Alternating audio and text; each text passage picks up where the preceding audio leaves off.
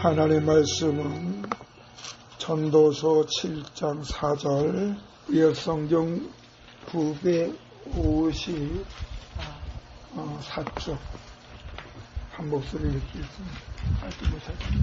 지혜자의 마음은 조상집에 있으되 음해자의 마음은 혼인집에 있느니라. 하나님은 솔로몬을 통하여 하나님의 백성들에게 가르쳐 주고자 하신 말씀 중에 인생은 헛됨이 아니라 하나님을 떠난 모든 것이 헛되다는 것으로 이 전도서는 가르쳐 주고 있습니다.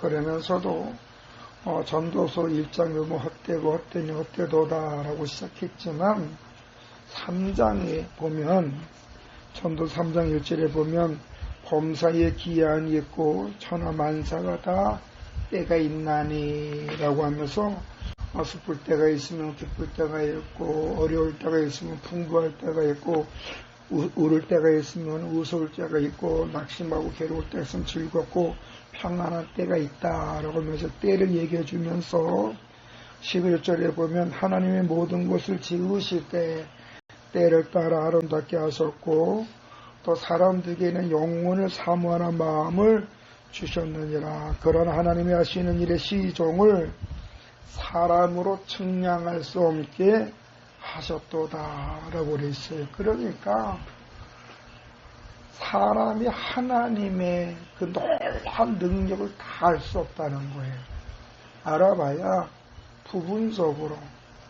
그래서 이 솔로몬은 전도서를 통하여서 우리에게 삶의 근본에 대해서 제시해 준 것이 전도서 12장 13절, 12절에서 14절인데, 거기 보면은 우리 사람이 사는 동안 어떻게 될 것인가 기본적으로 나와요. 전도서 12장 13절 14절에 보면은 이래 결국은 다 들었으니 하나님의 경외와 그 명령들을 지켰지어다. 이것이 모든 사람이 본분이니라. 하나님은 모든 행위와 모든 은밀한 일을 선악간에 심판하시리라 고 했어요. 그러면서도 또한 다시 전도 3장 12절에 14절에 보면 사람들이 사는 동안에 기뻐하며 선을 행하는 것보다 더 나은 것이 없는 줄 내가 알았고 사람마다 먹고 마시는 것과 수고로 함으로 낙을 누리는 것이 그것이 하나님의 선물인 줄 또 알았도다. 하나님께서 행하시는 모든 것은 영원히 있을 것이나 그 위에 더할 수는 없고 그것에서 덜할 수도 없나니 하나님 이같이 행하심은 사람들이 그의 앞에서 경외하게 하려 하심인 줄을 내가 알았도다 라고 그랬어요. 그러니까 솔로몬이 볼 때에 그가 전무후무한 지혜자였고 전문후에 막강한 왕이었고 강력한 군대를 소유했고 수많은 업적도 행했지만 또 나쁜 것도 많이 행했어요. 그래서 솔로몬을 인한 그 아들 때는 결국은 이스라엘이 북쪽은 여로보암에서 갈라지고 남쪽은 르호보암을 위해서 유다를 갈라졌는데 그러나 그럼에도 불구하고 이 솔로몬은 자기 평생에 보면 사람이 살아가면서 기뻐하며 선을 행하는 보다 더 나은 것이 없다. 살아가면서 기뻐하고 옳은 일을 행하는 것이 하나님의 선물이다라는 거예요. 그 즐거움, 이게 무엇을 먹을까, 무엇을 마실까, 뭐 세상적인 명예나 권력이나 권세를 갖는 게 낙이 아니라 기뻐하면서 감사하면서 즐겁게 사는 것이 하나님의 선물이다. 그리고 또 하나님께서 뭐냐면 우리에게 영원을 사모하는 마음을 주었다라는 거예요.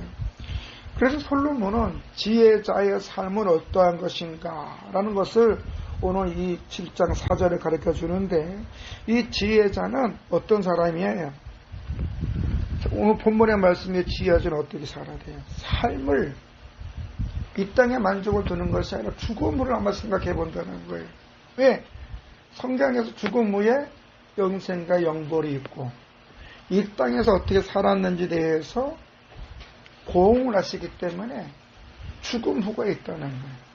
그래서 오늘 많은 사람이 예수 믿지 않는 사람들도 다 하늘나라 가서 편안을 얻을 것이고 하늘나라에서 복을 계실 것이고 하늘나라에서 응원하시 이런 좀 애매모호한 소리를 많이 해요. 그러나 그 심중에는 뭐예요?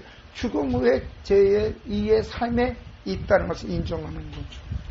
그러므로 예수 그리스도 안에 있는 사람들은 내가 죽음의 천국에 간다는 사고 속에 살아가지만 더 중요한 건 내가 지금 주님 앞에 어떠한 삶을 살고 있는가, 주님 앞에 내 현재 모습을 돌아보는 것이 중요하다. 왜냐하면 그 삶의 내용을 인하여 죽음 후까지 연결되기 때문에. 그래서 악한 일을 하는 사람은 악한 보응, 선한 일을 하는 사람은 보응. 선한 일이 무엇이냐? 하나님을 경외하고 그 뜻에 순종해서 착함과 의로움과 진실함 속에서 믿음의 선한 싸움을 싸우고 주님이 기뻐하는 일을 행하는 거예요.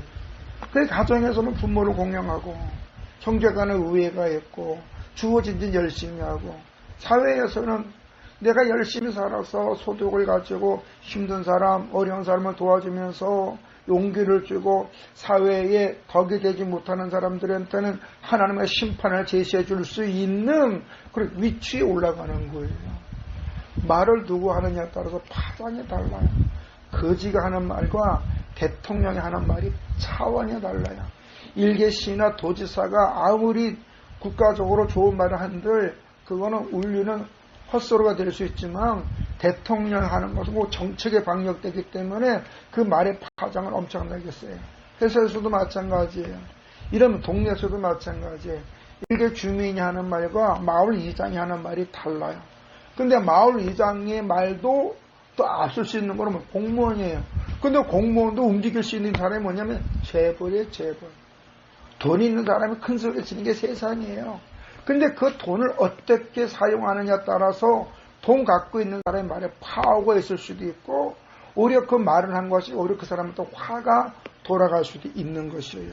그래서 오늘 우리 예수 믿는 사람들은 천국을 바라보면서 우리가 이 땅에 사는데 중요한 것은 우리가 세상에 소금과 빛의 역할을 해야 될 것이고, 맡은 자의 그 역할은 충성이라고 하는데 무엇을 하든지 그 일을 최선을 다하는 거. 왜냐하면 그 일이 우리의 삶의 근간이 될 수 있기 때문에.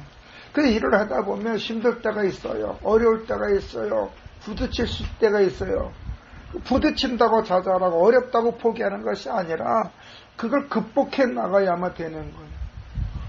미국의 유명한 방송인, 흑인 방송인 오프라 윈프리를 뭐냐면 인간이 한계를 탓하면 그는 낙오자가 된다 그래서 패배자가 된다 그래서 어떤 일을 하든지 그게 힘들다고 자잘하고 낙심하고 낭망하고 포기하는 자는 내일이라는 게 없어요. 그 사람 맨날 마음속에 불평이 많아요. 나는 왜 이렇게 되는 게 없어? 나는 이렇게 하는 것마다 안 돼. 내 인생이 뭐야? 이렇게 해요. 그러나 이 또한 지나가리라. 장애는 넘어가라 있는 거라 이거야. 비켜가라는 게 아니라는 거예요. 그래서 그 도전하고 노력하면 순간순간 삶에서 실패했던 것들이, 어려움을 당했던 것이 나중에 그것이 노하우가 돼서 또 그 일을 아름답게 하고 결국에 아름다운 열매를 맺을 수 있다. 우리가 19세기에 발명한 토마스 에디슨을 보면은 전구 만들 때도 900번 이상의 실패를 했대요. 그러나 궁극적으로 그는 실패를 통한 낙심과 자다고 포기하지 않고 끊임없이 연구해서 결국엔 전구를 만들었고, 나중에 기자가 물어보기를 어떻게 선생님은 그렇게 많은 실패를 했음에도 불구하고 포기하지 않았습니까? 그때 에디슨이 뭐라고 얘기했냐면 난 포기 안 한다. 그건 실패라고 생각하지 않는다. 그건 나에게 경험이었다. 그 경험이 나에게 이런 전구를 만들 수 있는 아이디어를 주지 않았느냐라는 거예요. 우리가 하나님의 나라 가기까지 이 땅에 있어는 뭐예요? 엄청나게 많은 일을 경험할 거예요. 엄마 아빠도 그랬고 우리 두 사람은 앞으로 엄청나게 많은 일을 경험하게 될 거예요. 근데 그 경험이 좋은 경험도 될 수 있고 나쁜 경험도 될 수 있고, 좋은 일이 생길 수도 있고 나쁜 일도 생길 수가 있어요. 그럴 때 우리는 어떻게 해요? 그것 때문에 시리와 좌절 속에 빠져 있는 것이 아니라 역사의 주권자이시고 말씀대로 행하시는 하나님 앞에 그 하나님 약속을 믿고 기도하는 거예요. 하나님 도와주시옵소서. 하나님 이것을 감당할 수 있는 은혜를 주시옵소서. 내가 지혜가 부족합니다. 지혜를 주시옵소서.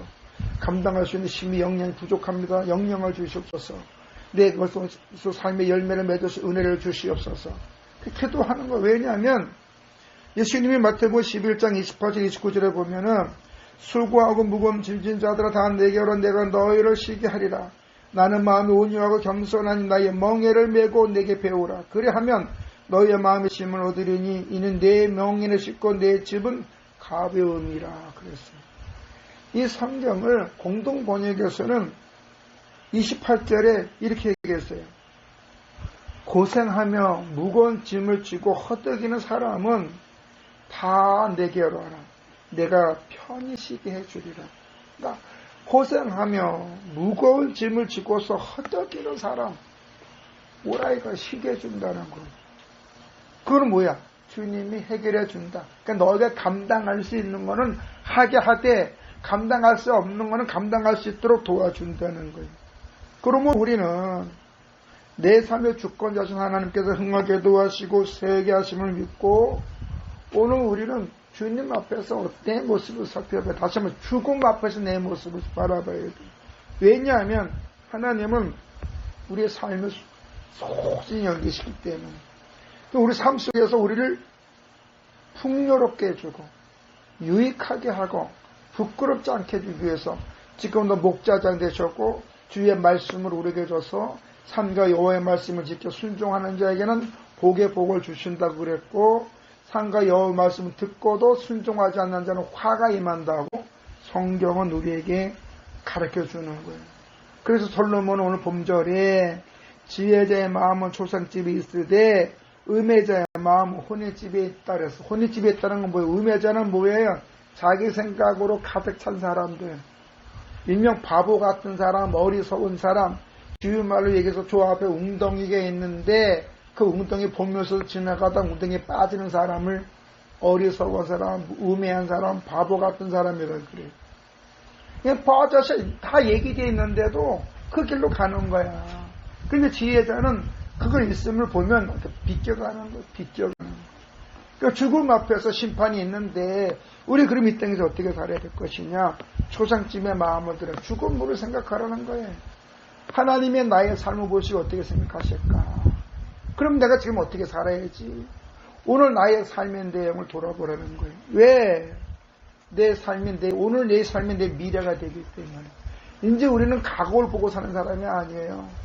과거에 다 지나가 지금 보면서 내일을 바라보며 살아가는 사람인데 오늘 내가 성실하게 일하고 내가 오늘 주어지는 최선을 다하고 내가 오늘 주어진 일을 할 때 벽에 부딪힐 때 그 하나님 앞에 기도하면서 이 벽을 뛰어넘어서 은혜로 하게 해달라고 간구하면서 오늘 최선을 다하면 내일 웃을 수가 있는 거예요.